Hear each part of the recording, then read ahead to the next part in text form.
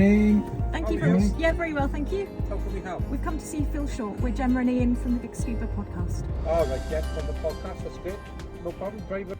Hello and welcome to the Big Scuba podcast. My name is Ian and with me is... Gemma from the Big Scuba podcast. Welcome to Deep Campus. And look who we got. We've got Phil Short. We are here at the Deep Campus and we're going to pass over to Phil, who's going to tell you all about it and why we're here. So behind us is the Sentinel Simulator. This is a surface asset that will float on the surface of our quarry here at campus, enabling people to simulate habitat dives. It's not an underwater asset. It will merely enable simulation of full SOP and EOP training for when the habitat deploys. So there we are. So come and join and watch this video. By the way, Phil, have you heard about NHS closure of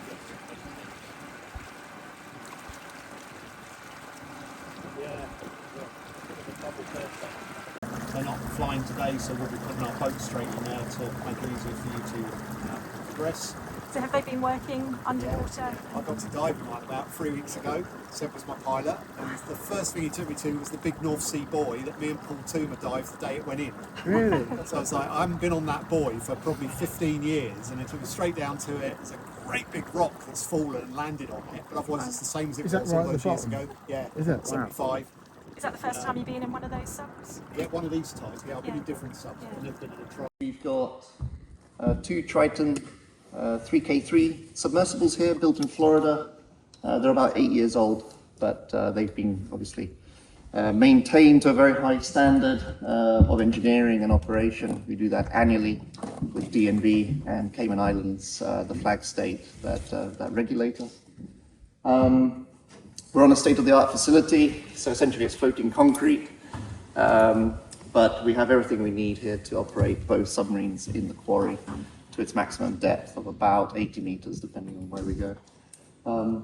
At the very back end, we have submarine control. Essentially, that's where we keep track of the submarine underwater using transponders and transceivers mounted to both the submarine and the island. We have the workshop, where we keep all our spare parts and carry out maintenance of component level detail on the submarine. And we also have submarine communications at the very back end. Wireless? It's wireless, yeah, it's underwater telephone on the 10 to 27 kilohertz, kilohertz range.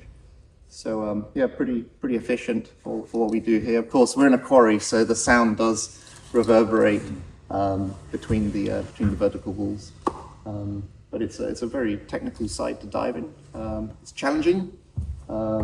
It's a little bit, there's a little bit of silt in the water at the bottom, so it feels much deeper than it actually is. At night, you could probably simulate diving to 1,000 meters here to give you that sensation of you're in the twilight zone. You want to do a little walk around? Yeah, it'd be great. All right, yeah. It comes off the top of the quarry wall. So we're constantly washing down here. It's like a car wash in between stuff. So yeah, very sophisticated piece of equipment. 1,000 meter capable system at 1 atmosphere internally. So 3 occupants can comfortably sit in there without any concern over decompression sickness or anything of the sort.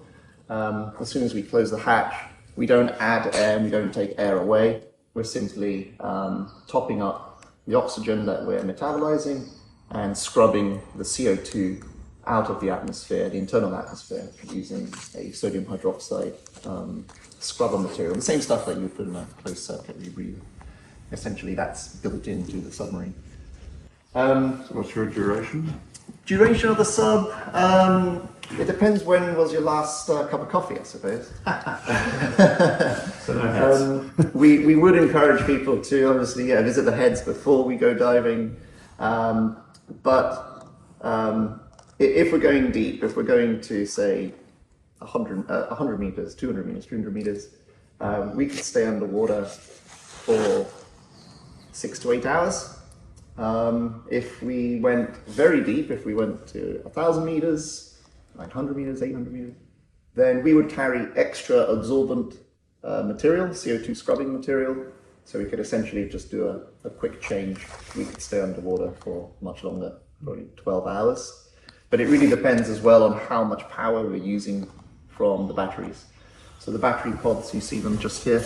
This is one, and here's the other. What life do they have? The life, so these are sealed lead gel batteries, lead acid batteries. About 3 years. They're deep cycle batteries, so we have to recharge them after every dive. That takes about 10 hours, 12 hours. Life, so the duration of their charge underwater? Underwater, about the same duration as the scrubber material, about 6 to 8 hours, give or take. It really depends how much current you're fighting, if you're having to maneuver quite a lot around underwater features. Let's say we're going to a shipwreck and we want to survey that, and we're having to do very precise maneuvering with the thrusters. There are 4 thrusters mounted on the submarine, so they do drain the battery fairly quick if you're heavy-handed. So these submarines are all about finesse, and that's the beauty of the quarry. The quarry is, for a pilot, technically challenging. It's really, really difficult to pilot in this location because there is cut limestone down there. There's no sand. It's not a forgiving location. If you were to bump into something, you're going to scuff the paint job, and we don't want to do that. So you have to use a lot of finesse, a lot of fine tuning of the controls, of the buoyancy of the submarine, and maintain very, very good spatial awareness and manage your situation. Because at the same time, your guests or your client may be asking you, what is this? What is that? So your head is constantly on a swivel, but you must never forget you're in a very deep hole. That's unforgiving. So. Question for you: when you change the scrubber material, do you do that when you're doing that under? Is that you can do that internally and everything? Yeah, quite so easy. We would only do that on a very deep dive. So if we wanted to extend our duration, depending on the battery, then we would pull the drawer out from underneath the pilot's seat, where we keep the sodium hydroxide. I can show you that in a little bit. And essentially drain that into a bag, and then out comes the sealed bag, and you empty the fresh contents into that drawer and put it back in. Okay. So you can do a turnaround. Yeah. We don't do that here in the quarry. 80 meters, not necessary, but that is common practice for doing deep diving. Because 80 meters is a long way down, but you think actually that's only tipping the iceberg of what these machines can handle. Yeah, so to put it 1,000 in meters down, to sort of help you visualize what 1,000 meters looks like. When you're in London and you're standing at let's say you're in Bermondsey or Guy's Hospital, somewhere around that area, and you're looking up at the Shard Tower, that's only 303 meters. Yeah. Okay, you're diving in this to its maximum depth, 3 times that height. Yeah, amazing. It's essentially 3 times the height of the Eiffel Tower, 3 times the height of the Empire State Building. How tall are these Considerably deep. Pardon? How tall are these cliffs? These cliffs. Top of the Hackett staircase is 20 metres. So the staircase is exactly 20 from the nominal water level, so probably about 35 to the highest point. So it's 10 times that. Yeah. Pretty amazing. How do you test it to? So to test the submarine to its maximum operating depth, we would do that once every 5 years. If we stay here and did nothing else, once every 5 years on the reclassification survey of the submarine, essentially the 5-year MOT, which is the deep. That's like when you strip the submarine to pieces and you have to check every single component. Once that's done, rebuild it. We have to put the submarine on a ship. We have to go to sea. And of course, what changes then is this is freshwater. At sea, we're dealing with seawater. So the submarine has to be modified ever so slightly in terms of its buoyancy. Essentially, the submarine has to be heavier in order to go to sea. At the moment, our payload is quite small because of the density of this water is slightly different. If we go to sea, we have to add a lot more lead. So in fact, we have a tray right here. You can see at the front of the sub. Yep, there's 90 kilos in lead ingots on the front tray, but the rear tray is actually empty. So at sea, we would add another 90 kilos to make it even heavier, because the salt is making us more buoyant, essentially. That's the density of the water slightly different. So we would have to make some modifications and then launch in a suitable area with a suitable support ship. And we would take the ship to its maximum depth with a D&V surveyor. So essentially they're the people who keep us to a very high engineering and maintenance standard. And we would also take a Cayman Islands flag representative, who is essentially the operations regulator, and they will sit in those seats. They are free to ask any question, ask anything of us. So people go in it during the tests? Yep. As a minimum, the submarine has to operate with 2 people. And the rest is made up of, essentially we would have to put lead bags. We do keep extra lead here in the front, light pockets. How do you compensate for all this lead on the front? Because you get 90 and then another 90 kilo. That's a lot of weight all on the front. Yeah, so we do have, the sub is evenly weight trimmed. Yeah. So at the very back end of the sub, we have, for example, underneath you can just make out there's a series of cylinders. Yeah. So there are a number of cylinders mounted to the submarine pressure vessels, which contain all the air, the oxygen. We have all the electronics. There's this item called the egg. That's what we call it. Its proper term is the external electrical junction box, and that's this enormous black cylinder which sits at the back of the submarine. We also have a variable ballast tank, which essentially it's a water tank with a pump, and we can pump water in or out about 100 kilos. So variable ballast. So we can trim the sub using that, and the batteries are also mounted on hydraulic rams. So we can push the batteries all the way forward or all the way back within the cylinder in order to trim the weight. You have jettisonable weight. Yes, the batteries are jettisonable. Yeah, of course, if you jettison the batteries, you're going to lose your power. So you would only do that as a last resort. And in fact, if we do go to jettison anything, we would probably start with the manipulator because it's cheaper. Yeah.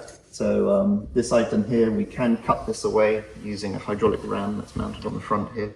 Essentially, it will cut through these pipes.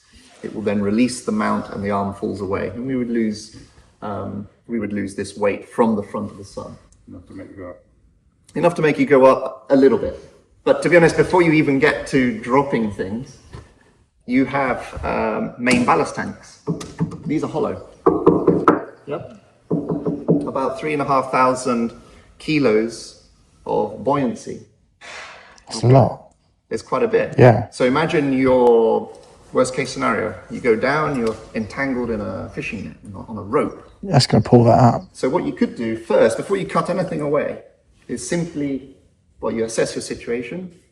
You could then pump air from those cylinders, which are underneath the sub, into these tanks. You would gain 3.5 tons of pulling force on that rope, on that net, or whatever it is that's attached. Chances are you might even lift it and bring it back with you.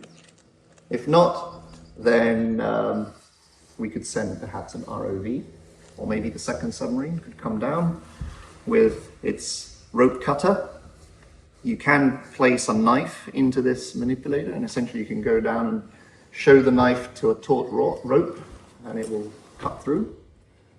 Worst case scenario, you can then start jettisoning the extra weight, and you would gain about another ton of pulling force on whatever it is you're entangled. So there's lots of ways of increasing your buoyancy. You can also drain all the water out of the tank, the variable ballast tank, gain another 180 kilos. You can gain almost 5 tons, 4.5 to about 5 tons of force. To bring you back up very, very quickly if you were to go down that route. Yeah. So you need to put the whatever Hold on. tool you Where's the air coming from? Yeah. Yep. So this is just, here we just have the claw. When it's open, it's a claw. When it closes, it's actually a cutter. Right. In the open position, as you see it here, you can go grabbing things, but if you have a look at this other submarine, the claw is closed, and you can just make out the rope cutter. It's this sort of circular aperture right here. Yep. So then when you open it, if there's a rope in this space, as you open that claw, it will slice through. Okay? And we actually practice that right here in the quarry. We have taut lines deep underwater here with floats every half a meter. And what we do is we actually practice doing that. So we go down and we cut the rope in between the floats. And it's very, very sharp. The float will shoot up to the surface carrying the bit of line that we've removed. So do you fly them quite regularly?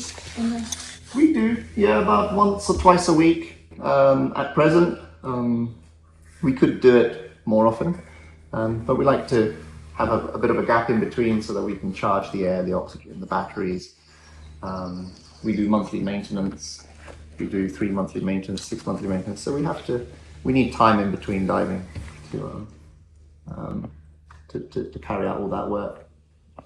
And of course, underwater, you need to be able to see. And the sphere being what it is, of course, you get great visibility. It's about 6 inches thick acrylic. To put it into context, so this thing will withstand about 1,400 pounds per square inch of pressure. Issues with condensation on the inside?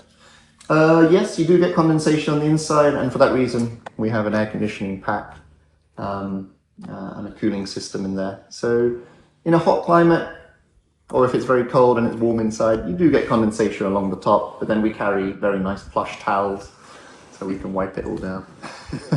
Do you notice the temperature difference as you Not so much here. We don't notice the temperature so much here. We'll dress appropriately for the dive. We'll always take a small bag, and you can always chuck your spare layers in there.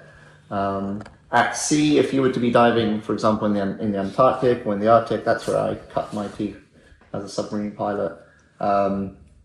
It's amazing how a very small bubble with 3 heaters sat in there can make this quite cozy very quickly. And then you do get a lot of condensation because obviously it's quite cold on the outside. So in a hot climate, it's kind of the opposite. You want to be in there in shorts and t-shirts and no. I forget what the kilowatts of heat we give off as a human, don't we? We give quite a bit. Yeah. If you're sat on the surface for too long, you imagine being in this space, it turns into a bit of a greenhouse.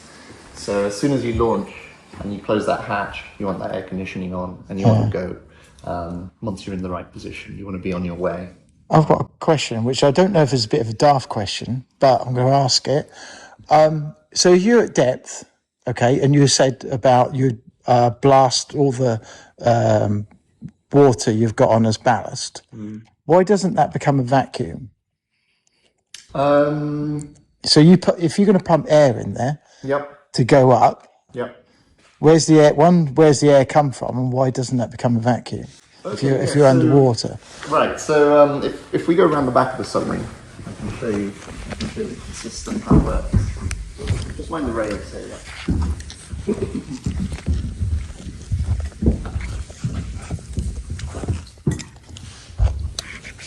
Because I'm presuming all submarines work on this sort of principle? It's the same principle. So this is a door.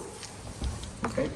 Behind the door is the egg, the external junction box, and a whole load of foam, this additional buoyancy, bolted into the submarine because this is fresh water where we're diving. And at sea we would remove that, and behind the egg you can just see the top, we call it the archimedes. We've got this large tank. Okay, that is the variable ballast tank. Large vertical tank. You can just make out where all the valves and the pumps sit just beneath there. Yeah. Okay, so that's the tank from which we can add or subtract 180 kilos of weight, essentially. Swim bladder. Swim bladder. Yeah, you would put it. Then you have your main and reserve air tanks. So you have air, and at the bottom you have 1, 2, 3, 4, 5, 6. Each one of those is 200 bar of air. That's quite a bit. So altogether it's about 40,000 odd litres, give or take. Yeah. So quite a bit of air. This is your oxygen right here, and all of these bottles are interconnected. So essentially, when you charge one, you're charging all of them, and you can isolate them in order to do servicing, etc. So either side of the door, port, main ballast tank, starboard main ballast tank. Okay, about 1.5 tons of space that at the moment is full of air. So when we submerge, we open the valves at the top of the tanks, that releases all the air. Water rushes in from underneath through a series of holes, completely filling the cavity of the tank. Submarine goes down, you've reduced its buoyancy. Submarine goes down, you do your thing. If at the very bottom you have an issue, you need to get back, then inside we have 2 valves, open them fully to the left. Air will be released from the air cylinder bank, and it will flood both tanks, pushing the water out through the holes. Those holes permanently open. They're permanently open, so there's no vacuum. Right. So is there any scenario in which you might make contact with some structure and not be in a horizontal plane? There could be, perhaps, if you approach a wreck too close and you end up kind of canted over. We prioritize filling the rear tanks first, so the submarine lifts up sort of stern first, and then you put air in the front, and then that levels you out. And then you go up nice and horizontal. You never do it the other way around. You want to kind of go shooting up. I was thinking if it would be possible to get into a sufficient angle where gas would come out the bottom of the vents. Yeah, if you're at sea and there's a bit of a swell and you're rocking and rolling, you will see air being released. But bear in mind, you're going to be using pressurized air to fill these ballast tanks. There is enough air in this cylinder bank to give these tanks a full blow to expel all the water at its maximum depth of 1,000 meters. So you're going to come shooting up very, very quickly from that depth. And of course, as you go up, that air in that tank is under pressure, so it's going to expand. You're going to be traveling up through a cloud of bubbles. Okay? So do you kind of balance that out as you're coming up, ascending? Is there a way to then slow down? Yep, you could open. You've got to be careful though. If you open the vents and let that air out, if you've used all of your remaining air, and at the very end, if you don't have enough, I guess in general it doesn't matter too much how fast you come up. Yeah, you don't want to be using your battery to motor up. You could use the motors, you could use the thrusters to drive yourself up, but eventually you're just going to burn out. You're just going to use all the battery. So in a normal scenario, that's how you would ascend up, just filling back up with air? No. Would you motor up? No. So in a normal, so that would be like an emergency scenario.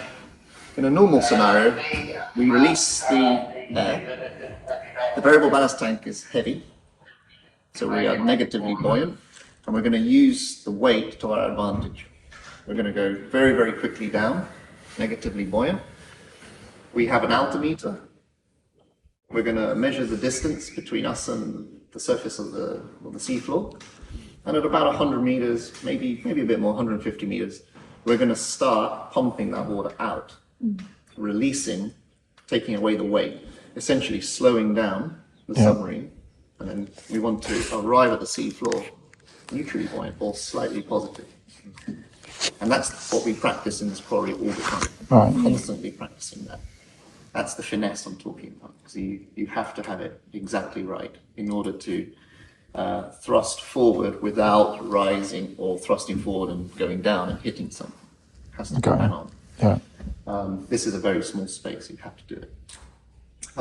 Once we're finished doing whatever it is we're doing, we would then pump all the water out, and essentially using the positive buoyancy, we're just going to start rising. We can put air in the tanks, but you wouldn't fill them up completely. You'd put maybe that much. And the expression in industry is called riding the bubble. You're going to ride that bubble back to the surface.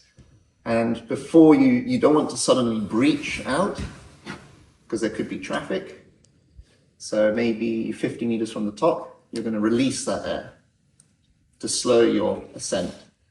You want to be able to communicate with the people on the surface and say, hey, I'm at 50 meters, I'm at 40 meters, is the surface clear?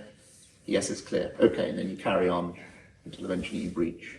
And they'll know where you are. They know where we are all the time. Yeah. We use a device mounted on the top of the sub. That red can, that's a transponder produced by Sonodyne.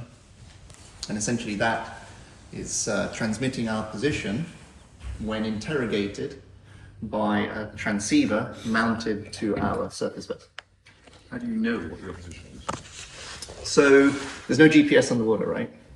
So the boat takes the GPS position. It then knows where, then the boat operator knows where they are. And using the slant angle between the boat and the submarine, there's a bit of maths going into this.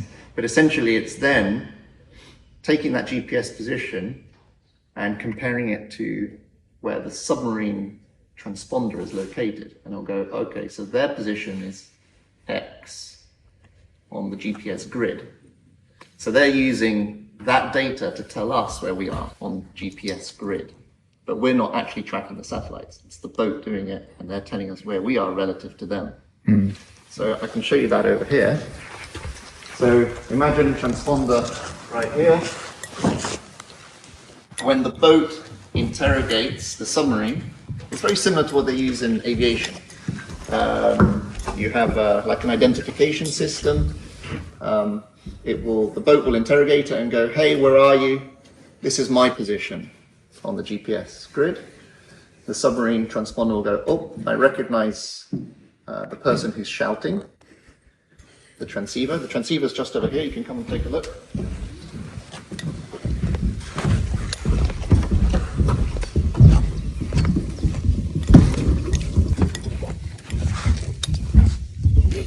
Yep, it's just this little device right here.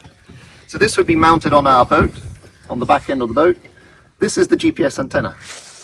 Okay, GNSS antenna. It's tracking a whole myriad of satellites.